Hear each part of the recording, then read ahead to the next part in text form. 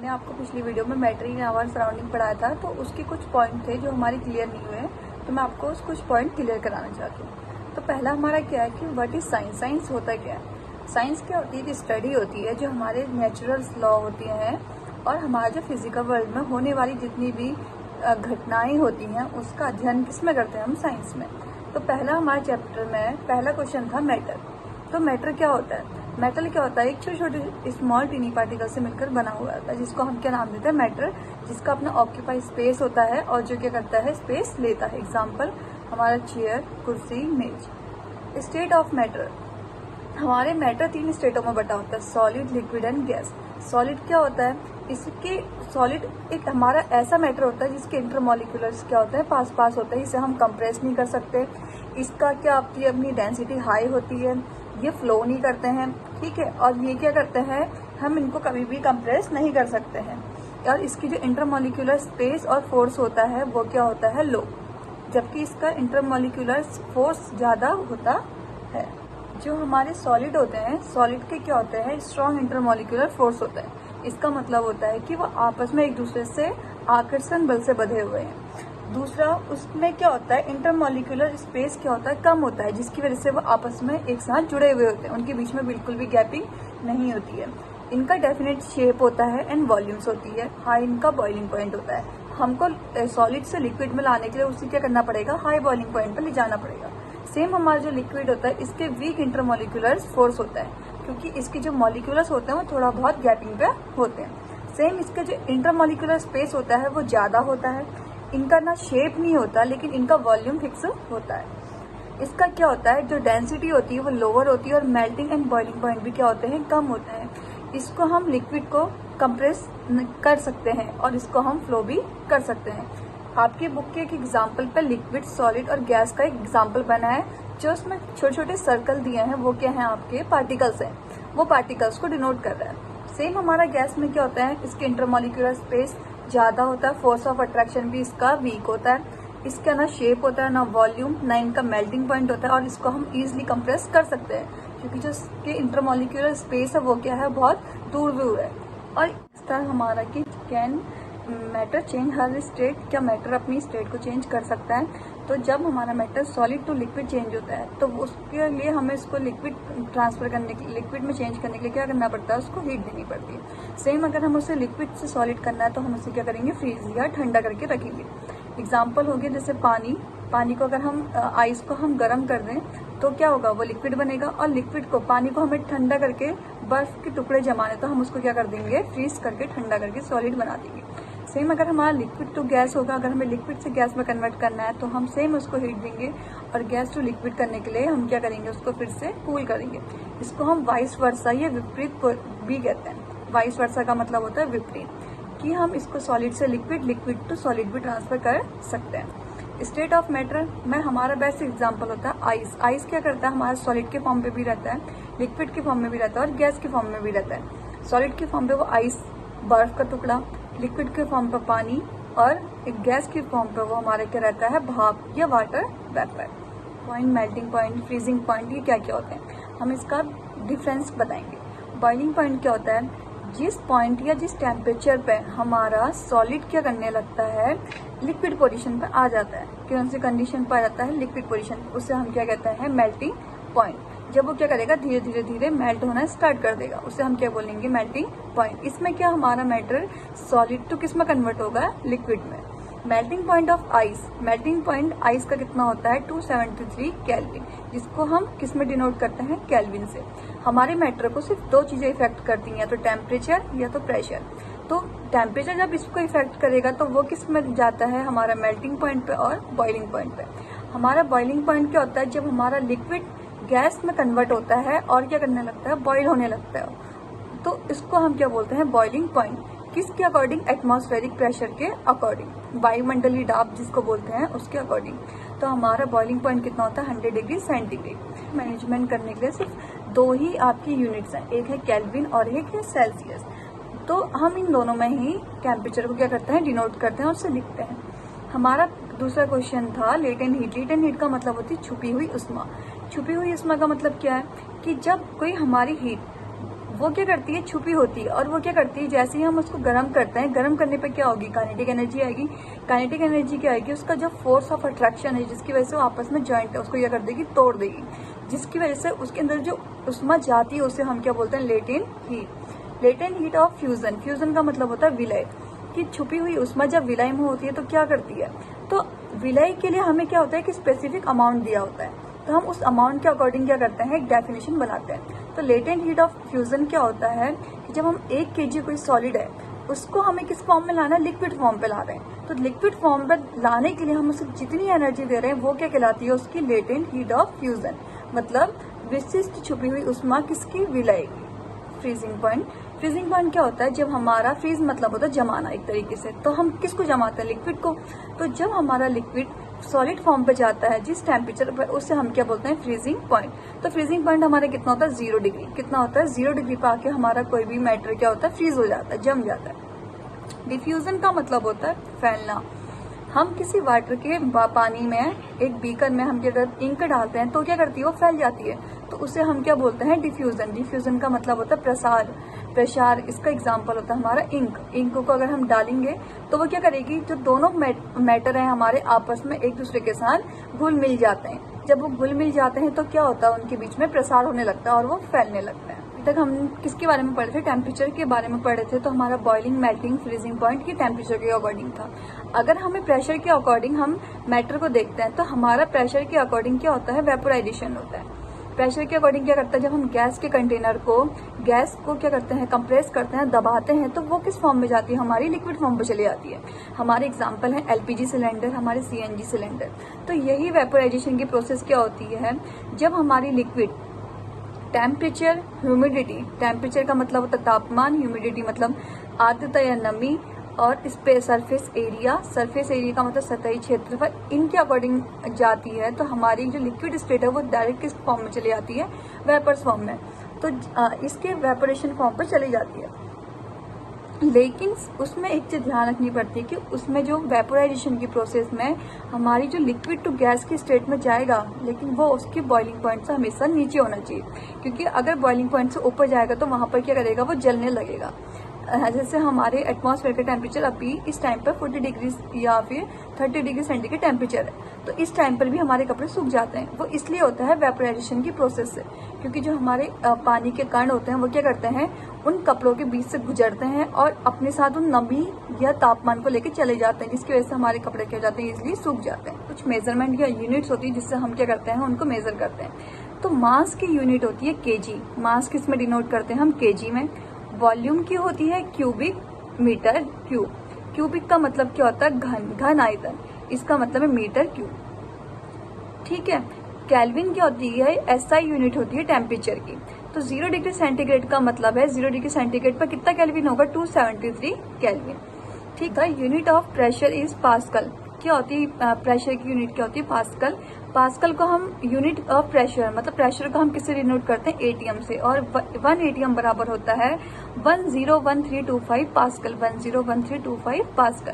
तो एटीएम क्या होता है, हमारा एटमॉस्फेरिक मेजरमेंट, जिसकी अकॉर्डिंग हम क्या करते हैं, हमारे एटमॉस्फेयर का टेम्परेचर को लिखते हैं या राइट करते हैं, लिखते हैं, ठीक है। तो गैस द्वारा जो जितना गैस उस पर दबाव लगाता है उसको हम किसमें डिनोट करते हैं, एटीएम। कौन से पदार्थ, इसने हमसे पूछा है कि इसमें से कौन कौन से मैटर है। तो मैटर क्या था, मैंने तुम्हें बताया था कि जिसका अपना ऑक्यूपाई स्पेस होगा, जिसे हम इजिली टच कर सकते हैं, स्मेल कर सकते हैं, उसे हम क्या बोलेंगे, मैटर। तो इसमें कुछ एग्जाम्पल दिए हैं, कुर्सी, वायु, स्नेह, गंध, नींबू पानी, ईद की सुगंध। तो इसमें हमारे कुछ मैटर कौन कौन से होंगे, पहला होगा हमारा कुर्सी, क्योंकि कुर्सी क्या करती है, अपना स्पेस लेती है। सेम एग्जाम्पल वायु, क्योंकि वायु हमारे एटमॉस्फेयर में फैलती है। स्नेह है, गंध, घृणा, ये क्या है, एक फील्स है, तो इसको हम, ये अपना ना स्पेस लेती हैं, तो इसको हम मैटर नहीं कहेंगे। बादाम, बादाम को कह सकते हैं। विचार को क्यों नहीं कह सकते, क्योंकि एक थॉट से जो हमारे सिर्फ दिमाग से आता है उसका कोई इतना स्पेस नहीं होता है। नींबू पानी हो सकता है। और इत्र की सुगंध क्या करती है, फैलती है एटमॉस्फेयर में, तो वो भी अपना क्या करती है, स्पेस लेती है, जिसको हम क्या बोल सकते हैं, मैटर। दूसरा क्वेश्चन था आपका, गरम खाने की गंध आपको कई मीटर दूर से आती है और ठंडे खाने की जो सुगंध के लिए आपको उसके पास जाना पड़ता है। तो गरम गरम खाना जब होता है तो उसका क्या होता है, उसके अंदर मॉलिक्यूल्स जो होते हैं उनके बीच में क्या होती है, काइनेटिक एनर्जी ज़्यादा होती है, जिसकी वजह से वो क्या करते हैं, वाइब्रेट करते हैं और हवा के साथ एक स्थान से दूसरे स्थान जाते हैं। लेकिन जो हमारा ठंडा खाना होता है उसके अंदर काइनेटिक एनर्जी नहीं होती है। काइनेटिक एनर्जी का मतलब है गतिज ऊर्जा, जिसके कारण उसके पार्टिकल्स में क्या होगी, गति होगी। तो उनकी गतिज ऊर्जा नहीं होती है और उसकी सुगंध लेने के लिए हमें क्या करना पड़ता है, खाने के पास जाना पड़ता है। तो जिसकी गतिज ऊर्जा होगी उसी के पार्टिकल्स क्या करेंगे, हवा के साथ मिलेंगे, और जिसमें गतिज ऊर्जा नहीं होगी उसके पार्टिकल्स हवा के साथ नहीं मिल पाएंगे। पानी कैसा होता है कि जो मॉलिक्यूलर्स होते हैं वो क्या होते हैं, वीक इंटरमॉलिक्यूलर्स होते हैं, और उनके क्या होते हैं, स्पेस भी कम होता है। तो जब उनका स्पेस कम होगा तो हम अपने अगर हाथों को स्विमिंग पूल पे पीछे को करते हैं तो हम क्या करते हैं, पानी को ईजिली काट लेते हैं, क्योंकि उनके मॉलिक्यूलर्स के बीच जो आकर्षण बल होता है वो क्या होता है, कमजोर होता है। जिस तरीके से सॉलिड में क्या होता है, मजबूत होता है, और पानी में, लिक्विड में क्या होता है, कमजोर होता है, जिसकी वजह से हम क्या करते हैं, उसको आसानी से काट पाते हैं। चौथा क्या है, पदार्थ के कणों की विशेषता बताएं। पदार्थ के तो फोर्थ क्वेश्चन था हमारा पदार्थ के कणों की विशेषता। पदार्थ के कणों की विशेषता क्या क्या होती है। सबसे पहला पदार्थ जो होता है वो क्या होता है, छोटे छोटे पार्टिकल्स से मिलकर बना होता है। छोटे छोटे पार्टिकल्स का मतलब है छोटे छोटे सूक्ष्म कणों से मिलकर बना होता है। दूसरा होगा कि पदार्थों के कणों के बीच क्या होता है, आकर्षण बल होता है। आकर्षण बल का मतलब होता है कि उनके बीच में फोर्स ऑफ अट्रैक्शन ज्यादा होता है, जिसकी वजह से वो एक दूसरे को क्या करे रखते हैं, ज्वाइन करे रखते हैं। तीसरा क्या होता है, पदार्थ के कण आपस में एक से स्थान से दूसरे स्थान आसानी से जा सकते हैं। निम्नलिखित पर टिप्पणी कीजिए। ढेणता, ढेणता का मतलब होता है रिजिडिटी, कि वो कितना कठोर है। तो जब भी कोई भी टेंडेंसी जिसके द्वारा हमारा शेप क्या करता है, उसी वॉल्यूम पर रहता है या अपने शेप में ही रहता है, उसे हम क्या बोलते हैं, रिजिडिटी। इसका मतलब होता है ढेणता, कि the tendency of a substance maintain their shape. जिस टेंडेंसी की अकॉर्डिंग कोई भी मैटर अपना शेप को क्या कर सकता है, जैसा है वैसा ही रख सकता है, वो उसकी क्या कहलाती है, रिजिडिटी। सेम होती कंप्रेसिबिलिटी। कंप्रेसिबिलिटी का मतलब होता है कि हम उस मैटर को कितना कंप्रेस कर सकते हैं, उसे हम क्या बोलते हैं, कंप्रेसिबिलिटी। सेम हमारा तीसरा आता है फ्लूइडिटी। फ्लूइडिटी का मतलब होता है बहने का गुण, कि उस मैटर में बहने का गुण है या नहीं है। बहने का गुण कैसे निर्धारित करेंगे, the tendency of particle flow is liquid. जब कोई पदार्थ हमारा क्या लगता है, बहने लगता है, वो क्या कहलाती है, हमारी फ्लूइडिटी। एग्जाम्पल है पानी। जबकि हमारा शहद जो है वो उतनी बहता है लेकिन उतनी फ्लूइडिटी के हिसाब से नहीं बहता, तो इसका एग्जाम्पल हमारा क्या है, पानी। क्योंकि अगर हम पानी गिराते हैं तो वो इजिली क्या करता है, बह जाता है। ठीक है। Filling of a gas, gas को भरना। गैस को भरने के लिए हमें मेन क्या करना है, एक सिलेंडर लेना है। तो हम क्या करेंगे, गैस को क्या करते हैं, कंप्रेस कर सकते हैं, क्योंकि गैस की जो इंटरमॉलिक्यूलर फोर्स है और स्पेस है वो क्या होता है, बहुत वीक होता है। उसको हम आसानी से दबा सकते हैं और उसको क्या कर सकते हैं, किसी शेप में कन्वर्ट कर सकते हैं। जो हमारे एलपीजी सिलेंडर होते हैं ये इसका बेस्ट एग्जाम्पल है, क्योंकि एलपीजी सिलेंडर पे हम लोग क्या करते हैं, जितना उसका मास है उससे ज्यादा उसमें गैस भरी जाती है। तो वो कैसे भरते हैं, जब हम इसकी जो वायु की कणों को क्या करते हैं, दबाते हैं, उनको प्रेशर कर देते हैं, तो उनके जो कण दूर दूर होते हैं वो आपस में एक दूसरे के पास आ जाते हैं, जिसकी वजह से हमारा क्या होता है, सिलेंडर भर जाता है। तीसरा नेक्स्ट हमारा गतिज ऊर्जा। गतिज ऊर्जा का मतलब है कि उस पार्टिकल या मैटर्स के अंदर हमारी कितनी एनर्जी है, जिसके अकॉर्डिंग हमारे जो मैटर के पार्टिकल्स हैं वो कितना उसमें मूव करेंगे, वो कितना एक जगह से दूसरे जाएंगे, तो वो उसकी एनर्जी क्या कहलाती है, काइनेटिक एनर्जी। जो किससे एब्जॉर्ब करता है, वो हमारे टेम्परेचर से। जब हम गैस को जलाते हैं तो गैस को जलाने पर क्या होता है, उसके जो खाना हमारा होता है उसके अंदर जो छोटे छोटे पार्टिकल्स होते हैं वो क्या करते हैं, एनर्जी गेन करते हैं। जब वो एनर्जी गेन करते हैं तो उसके जो कण होते हैं वो हवा के साथ एक स्थान से दूसरे स्थान चले जाते हैं। तो जो वो कण क्या कर रहे हैं, ऊर्जा को ग्रहण कर रहे हैं, उसे हम क्या बोलते हैं, गतिज ऊर्जा। और है घनत्व। घनत्व मैंने अभी तुम्हें बताया कि द्रव्यमान अपॉन आयतन को हम क्या बोलते हैं, घनत्व। उसको क्या दिया कि गैस कैसे किसी बर्तन को पूरा भर देती है। तो गैस कैसे भरेगी, जब हम गैस को क्या करेंगे, दबा देते हैं। तो दबाव के कारण जो उसके पार्टिकल्स होते हैं वो क्या होता है, जो दूर दूर पार्टिकल्स होते हैं वो क्या होता है, आसपास आने लगते हैं और वो एक साथ एक ही लेयर में आने लगते हैं, जिसकी वजह से क्या होता है, हमको उसकी जगह पे स्पेस मिलता है और हम वहां पे और ज्यादा गैस को फिल कर देते हैं। दूसरा उसने बोला कि जो गैस है वो बर्तन की दीवारों पर दबाव डालती है। हमको पता है जैसे हम उससे कंप्रेस करेंगे या प्रेशर देंगे तो गैस की बर्तन क्या होंगे, जो बर्तन पे दीवारों पर जो गैस होगी वो क्या करेगी, सब जगह पर समान दबाव डालेगी। हम उसे प्रेस कर रहे हैं तो वो क्या करेगी, जो जो उसके आसपास की दीवारें होंगी उसमें सब में इक्वल फोर्स लगाएगी। हवा में हम आसानी से अपना हाथ चला सकते हैं, लेकिन लकड़ी के ठोस में क्यों नहीं? क्योंकि हमें पता है हवा में जो आकर्षण बल होता है वो क्या होता है, बहुत कम होता है, स्पेस क्या होता है, ज्यादा होता है, तो हम उसमें आसानी से अपना हाथ चला सकते हैं। ठोस का क्या होता है, आकर्षण बल सबसे ज्यादा मजबूत होता है, तो उसकी जो कण होते हैं वो आपस में एक दूसरे के साथ बंधे होते हैं, और जैसे हम उसमें अपना हाथ चलाएंगे तो हमें क्या होगा, अपना हाथ चलाने के लिए प्रॉपर स्पेस नहीं मिल पाएगा, जिसकी वजह से हमें हाथ पे क्या लग सकती है, चोट लग सकती है, और हम लकड़ी के मेज पर नहीं मार सकते। टेम्परेचर को केल्विन टू सेल्सियस बदलना है या C टू K बदलना है, तो हम कैसे बदलेंगे? C से K, इसका मतलब है इंक्रीजिंग ऑर्डर। तो जैसे ही हम C टू K जाते हैं तो हम 273 प्लस करते हैं, और अगर हमें K टू C आना है मतलब डिक्रीज होना है, तो हम क्या करेंगे, 273 माइनस करेंगे। इसमें क्या है, हमारा सेकंड क्वेश्चन में 250 डिग्री सेंटीग्रेड दिया है, तो जब हम इसे केल्विन में बदलना है, हम केल्विन में बदलने के लिए इसमें क्या करेंगे, 273 केल्विन क्या करेंगे, प्लस करेंगे, तो सेल्सियस जाएंगे, सेल्सियस टू केल्विन जाएंगे, तो हम K टू C जाने के 273 क्या करेंगे, माइनस करेंगे, और C टू K जाने के 273 प्लस करेंगे। इसका बेस्ट एग्जाम्पल है। तो तीसरा क्वेश्चन दिया है, किसी भी पदार्थ की अवस्था परिवर्तन के दौरान तापमान स्थिर क्यों रहता है? अगर उसकी टेम्परेचर हम अवस्था सॉलिड से लिक्विड, लिक्विड टू गैस जाए तो उसका टेम्परेचर क्यों इफेक्ट सेम रहता है, वो क्यों चेंज नहीं होता? क्योंकि हमें कोई भी मैटर को लिक्विड टू गैस या सॉलिड टू लिक्विड लाने के लिए क्या करना पड़ेगा, टेम्परेचर देना पड़ता है, तो उसका टेम्परेचर इक्वल रहेगा। जैसे ही हमारा मेल्टिंग पॉइंट होता है 273 केल्विन, फ्रीजिंग पॉइंट होता है 0 डिग्री, और हमारा बॉइलिंग पॉइंट होता है 100 डिग्री सेंटीग्रेड। तो इन टेम्परेचर पे हमारा तापमान क्या रहता है, स्थिर रहता है। तो हमारा जो मैटर है वो क्या करता है, हर जगह पे सॉलिड टू लिक्विड जाने पे भी जितना उसको टेम्परेचर की रिक्वायरमेंट होगी या जरूरत होगी वो उतना ही टेम्परेचर लेगा। अगर उससे ज्यादा लेगा तो या तो वो बॉइलिंग पॉइंट पे पहुंच जाएगा, या उससे कम लेगा तो वो कहाँ पहुंच जाएगा, फ्रीजिंग पॉइंट पे।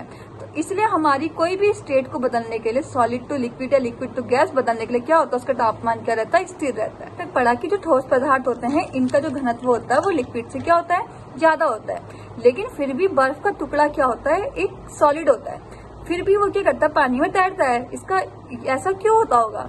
क्योंकि जो हमारा बर्फ होता है उसका घनत्व पानी के घनत्व से क्या होता है, कम होता है, जिसकी वजह से जो बर्फ होती है वो उतना पानी रिप्लेस नहीं कर सकती, मतलब उतना पानी हटा नहीं सकती।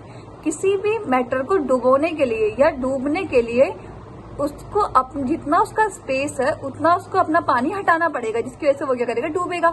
अगर वो पानी नहीं हटा सकता तो वो क्या करेगा, उसमें तैरते ही रहेगा, जिसकी वजह से जो हमारी सॉलिड आइस होती है या बर्फ का टुकड़ा होता है वो क्या करता है, पानी में तैरता रहता है, क्योंकि बर्फ का घनत्व पानी के घनत्व से क्या होता है, कम होता है। घनत्व के हिसाब से ही हमारा क्या कोई भी मैटर क्या होता है, डूबता है या तैरता है, फ्लोटिंग। कि गर्म शुष्क दिन में कूलर ठंडा क्यों होता है? हमको पता है कि जब भी कोई कूलर या फिर वेपोराइजेशन की प्रोसेस होती है तो जब वो लिक्विड टू गैस जाता है तो वो क्या करता है, अपनी एनर्जी को लॉस कर देता है, मतलब खो देता है। तो वो क्या करता है, जो उसकी एनर्जी लॉस्ट हुई होती है वो भी क्या करती है, बाहर सराउंडिंग या वातावरण से उष्मा लेने की कोशिश करती है। तो जब वो वातावरण से उष्मा लेती है तो क्या करेगी, उसमें क्या होता है, वायु के कण होते हैं। वायु के कण एक जगह पे स्थिर नहीं रहते हैं, वो क्या करते हैं, एक स्थान से दूसरे स्थान जाते रहते हैं। तो जैसे ही वायु के कण हमसे टकराते हैं तो वो हमारे शरीर में क्या कर देते हैं, तापमान कम कर देते हैं। तो दिनों में कूलर ठंडा क्यों होता है? क्योंकि जो पानी के कण होते हैं वो क्या करते हैं, किनारे किनारे पे वेपोराइज हो जाते हैं, मतलब भाप में बदल जाते हैं। तो जैसे ही उनमें बाहर से हवा आती है तो हवा आने के अकॉर्डिंग क्या करते हैं, जो उसमें क्या लगी होती है, छोटे छोटे जो घास लगी होती है वो क्या करती है, उस पानी को क्या कर देती है, स्टीम में कन्वर्ट कर देती है। तो वो क्या करती है, जैसे ही उसकी स्टीम या एनर्जी लॉस्ट हो गई वो क्या करेगा, बाहर से एनर्जी लेने की कोशिश करेगा। तो जैसे ही वो बाहर सराउंडिंग से एनर्जी लेने की कोशिश करता है तो जो वायु के कण होते हैं वो क्या करते हैं, उनके साथ मिल जाते हैं। वो नमी किसके साथ मिल जाती है, वायु के कणों के साथ, और वो वायु कहाँ पहुंचती है, हम तक पहुंचती है, और हमें क्या लगता है, ठंडा लगता है। सेम क्या है, गर्मियों के घड़ों का जल ठंडा क्यों होता है? क्योंकि जब हम पानी रखते हैं तो हमारे जो घड़ा होता है उसमें क्या होता है, छोटे छोटे सूक्ष्म छिद्र होते हैं। उन सूक्ष्म छिद्रों से हमारा पानी क्या होता है, बाहर निकलता है। तो जैसे ही वो पानी बाहर निकलेगा वो क्या करेगा, अपनी एनर्जी को क्या कर दिया, उसने लॉस कर दिया। वो क्योंकि पानी जो लिक्विड फॉर्म पे था वो किस फॉर्म में आ गया, स्टीम या भाप फॉर्म में आ गया। तो जब उसने अपनी क्या करी, एनर्जी क्या करी, लॉस करी है, तो उसको बाहर से अपनी एनर्जी लेनी भी है। तो वो क्या करता है, जो वातावरण से जब एनर्जी लेता है तो उसके किनारे पर जो हवा टकराती है, हवा टकराने की वजह से क्या होता है, जो पानी के कण होते हैं वो क्या करते हैं, हवा के साथ मिलते हैं और नमी मिलती है उसको, जिसकी वजह से क्या होता है, वो जो हवा के कण है वो उससे बार बार सूक्ष्म चीजों से टकराते रहते हैं, जिसकी वजह से हमारा पानी अंदर क्या हो जाता है, ठंडा हो जाता है। एसीटोन और पेट्रोल भी वेपोराइजेशन का बहुत अच्छा एग्जाम्पल है। जब हम नेल रिमूवर, जिससे हम नाखून पॉलिश निकालते हैं, उसको अपने हाथ में गिराते हैं या अपनी नाखून पॉलिश निकालते हैं, तो हमें ठंडक लगती है। क्यों? क्योंकि जैसे ही हम नेल पॉलिश से नाखून से हैं, तो क्या होता है, हमारी स्किन पे क्या होता है, जो लिक्विड फॉर्म था वो किस फॉर्म में चलेगी, गैस फॉर्म में। और वैसे ही हमारी क्या करेगी, जो हमारी फिंगर है या हमारी हाथ हथेली है, वो क्या करेगी, एटमॉस्फेयर से एनर्जी लेने की कोशिश करेगी। उसमें क्या पड़ेगी, एयर पड़ेगी। एयर क्या करेगा, उसको ठंडा कर देगा। फोर्थ क्वेश्चन है, कप की अपेक्षा प्लेट में हम दूध जल्दी क्यों पी लेते हैं? हमने देखा है सबसे पहला मैटर करता है साइज। कप और प्लेट हमने देखा उसका जो सरफेस एरिया होता है वो क्या होता है, कम। कप का सतही क्षेत्रफल क्या होता है, कम। प्लेट का सतही क्षेत्रफल ज्यादा होता है। जैसे हम कपड़ों को सुखाने के लिए क्या करते हैं, उसको फैला के रखते हैं, इसका मतलब है उसका सतही क्षेत्रफल बढ़ाते हैं। अगर हम उसे एक जगह इकट्ठा करके रख दें तो वो कपड़े जल्दी नहीं सूखेंगे, लेकिन अगर हम उसका क्षेत्रफल बढ़ा दें तो वो क्या करेंगे, जल्दी सूखते हैं। तो क्या जल्दी सूखने का मतलब क्या है कि हमने उसका सतही क्षेत्रफल जब बढ़ाया तो हमारा कोई भी चीज जल्दी ठंडी हुई या जल्दी सूख गई। तो सेम यही है कि जब हमारा कप में चाय रहती है तो वो क्या होती है, जल्दी वेपोराइज नहीं हो पाती है, जिसकी वजह से हमारा क्या होता है, कप में चाय गर्म ही रहती है और प्लेट में हमारी चाय जल्दी आके ठंडी वेपोराइज जल्दी हो जाती है, क्योंकि उसका सतही क्षेत्रफल क्या होता है, ज्यादा होता है, जिसकी वजह से क्या होता है, हमारे कप में की अपेक्षा प्लेट में चाय जल्दी ठंडी हो जाती है। और फिफ्थ एग्जाम्पल है, गर्मियों में हमें किस तरह के कपड़े पहनने चाहिए। कि तो गर्मियों में हम बेसिकली सूती कपड़े ही पहनते हैं। सूती कपड़े का काम क्या होता है, ये कि इसमें क्या, तो छोटे छोटे सूक्ष्म छिद्र होते हैं जिसके द्वारा हवा आसानी से आ जा सकती है। तो जो हमारा पसीना होता है वो किस फॉर्म में रहता है, लिक्विड फॉर्म पे। वो क्या करता है, वेपर फॉर्म पे जाता है। तो वेपर फॉर्म से बाहर जैसे हमारे कपड़ों से निकलता है तो उससे एयर टकराएगी। एयर टकरा के क्या करेगी, हमारे शरीर में आएगी और हमारे शरीर में क्या करेगी, नमी प्रदान करेगी। क्यों? क्योंकि जो वेपर फॉर्म पे वो बाहर गई है, नमी के फॉर्म में गई है, तो वो हवा जो होती है वो अपने साथ साथ इधर से उधर घूमते रहती है, तो उसके साथ जो अपनी नमी लेकर आती है उसको हमारे शरीर पे छोड़ के बाहर चली जाती है, जिसकी वजह से हम गर्मियों में सूती कपड़े पहनते हैं। हम ब्लैक कपड़े भी इसलिए नहीं पहनते हैं क्योंकि जो काले कपड़े होते हैं वो उष्मा के अच्छे अवशोषक होते हैं। वो क्या करते हैं, उष्मा अच्छे से एब्जॉर्ब करते हैं, लेकिन वो बाहर नहीं फेंकते। लेकिन जो सफेद कपड़े होते हैं वो क्या करते हैं, उष्मा को आसानी से एक स्थान से दूसरे स्थान जाने देते हैं।